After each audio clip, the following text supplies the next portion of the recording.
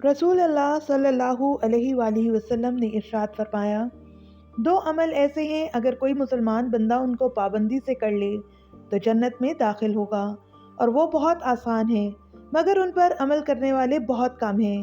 जब सोने लगें तो 33 बार सुबहान अल्लाह, 33 बार अल्हम्दुलिल्लाह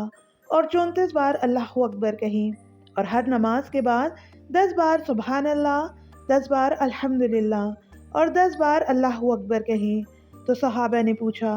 ए अल्लाह के रसूल, ये कैसे है कि ये अमल आसान है मगर करने वाले थोड़े हैं? आप सल्लल्लाहु अलैहि वसल्लम ने फरमाया, सोते वक्त में किसी के पास शैतान आ जाता है और पहले इससे कि वो ये तस्बीहात पूरी कर ले वो उसे सुला देता है, और इसी तरह नमाज में शैतान आ जाता है और उस बंदे को कोई काम याद दिला देता है तो वो इन तस्बीहात को मुकम्मल किए बगैर ही उठ जाता है।